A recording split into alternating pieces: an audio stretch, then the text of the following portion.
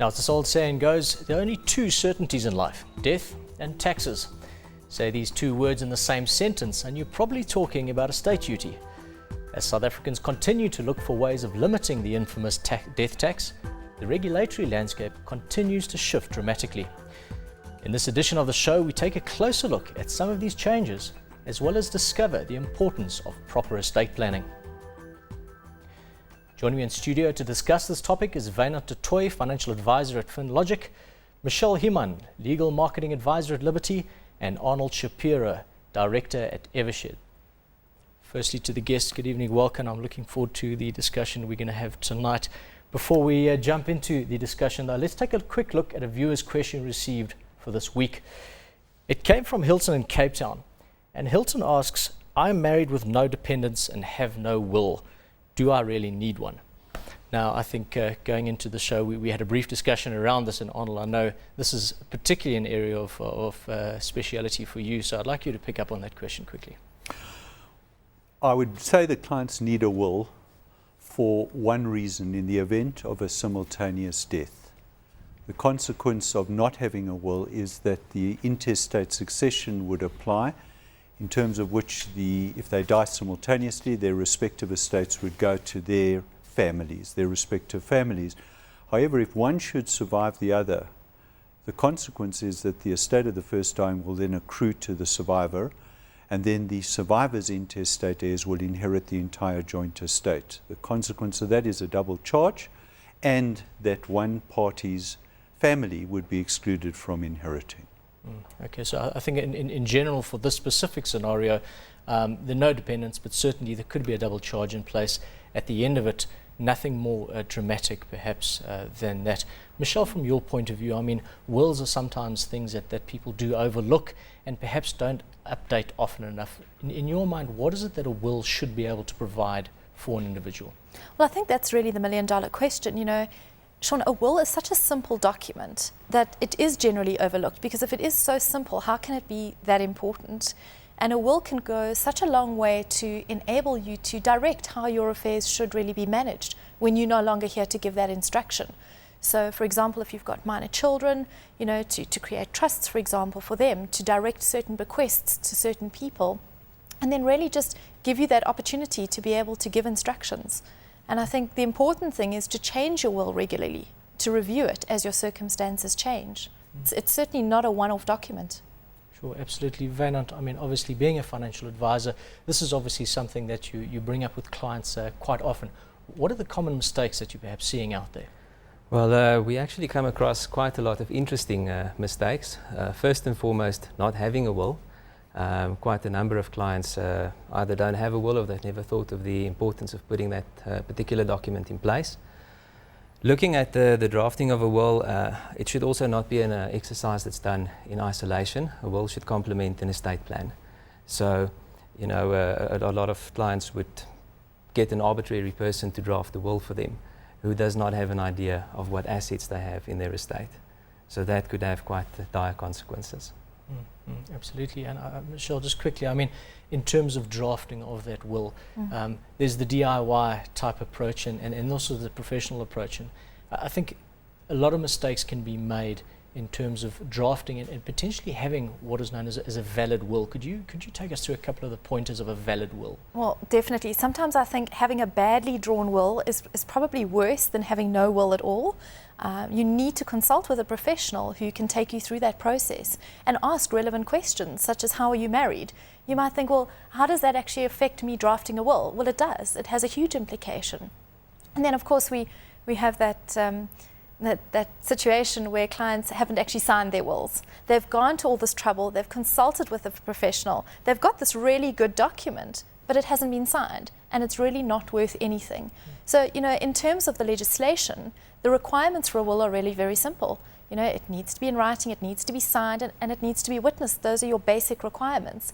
But if you simply don't follow any one of those, your will's not going to be worth anything. Yeah, and picking up from what Wynand mentioned as well, that's the first step in a broader sense of getting your estate planning right, and it needs to tie in with that overall estate plan. Arnold, from your point of view, I mean, we spoke again a little bit earlier around intestate succession, and that's really dying without a written document, formal will. But we spoke that intestate succession really brings you to a place where you're going to go according to what we know as the government's will. Could you outline what that means in terms of dying intestate? All right, there are two myths, or various myths in South African law. You're told that you die with or without a will. I think that's a legal myth because everyone in South Africa dies with a will. Either you make a will or the government makes a will for you. Where the government makes a will, we call that intestate succession. And the government will prescribes who your beneficiaries are. It bequeaths it to your spouse and your children.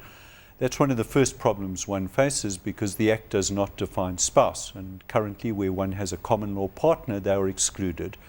And for that reason, you need a will. Just to take up Michelle's point that I feel very strongly about, is that the tragedy is the death. The will should give a dignity and assist you in an orderly way to wind up one's estate. And that's the importance of a properly drafted will. We may have a situation now where you've got a common law partner who is absolutely excluded. Your children are your dependents or descendants, and they would all qualify. Where you're not survived by a spouse or descendants, then your estate accrues to your ascendants, and it's your parents. And that once again can also have consequences which one may not intend to have occurred, and the drafting of a will can assist. In this regard, I refer to a situation where one's parents may be divorced, one may never have seen one's father, who may have abandoned the family when the child was an infant or even a fetus. And if you die intestate, that father would receive half your estate. So these are reasons why one should consider preparing a properly executed and drafted will.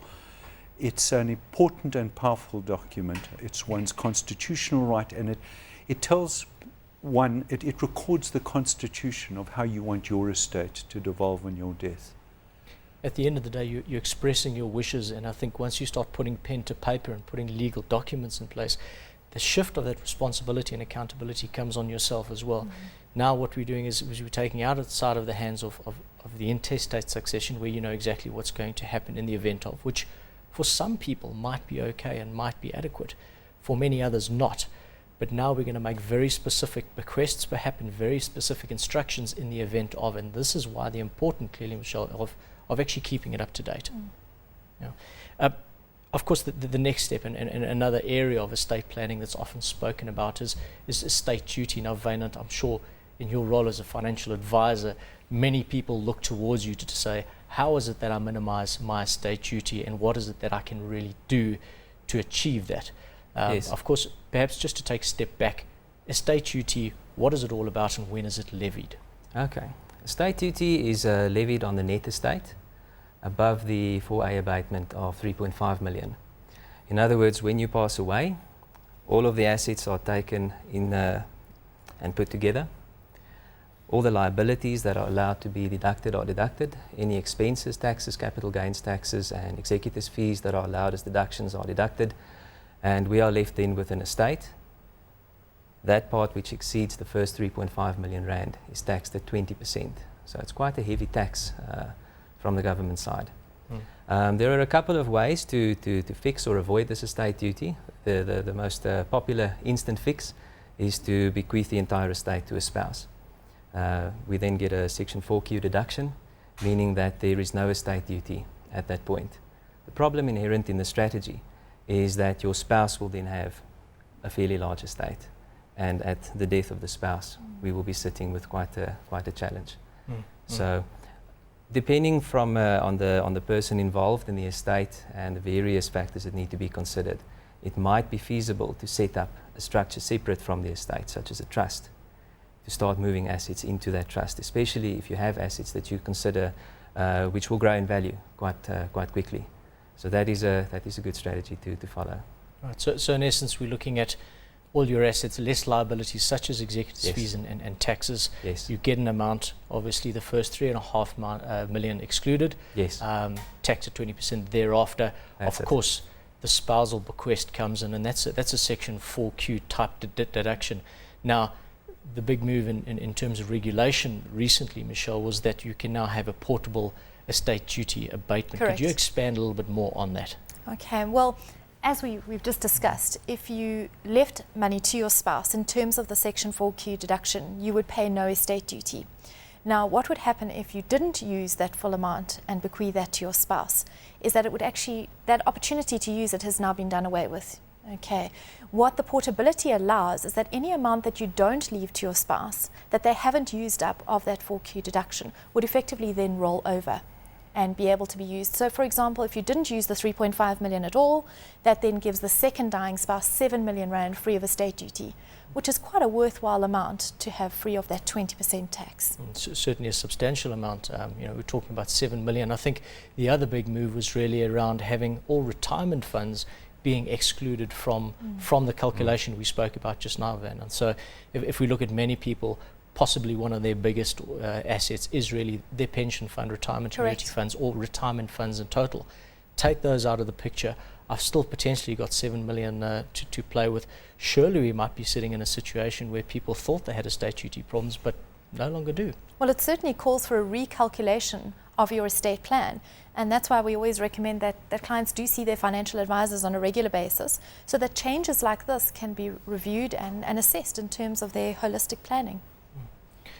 Of course, something that's not concrete, but certainly something spoken about, the finance minister spoke about in the budget speech, the potential of estate duty being scrapped altogether. Arnold, your thoughts on that? There's no doubt about it. It has been considered. There is an enormous infrastructure set up to recover estate duty, and there is such a small percentage of people who actually pay estate duty, it is uneconomical. The problem is that the government needs taxes, so to do away with estate duty means something else is going to have to be increased.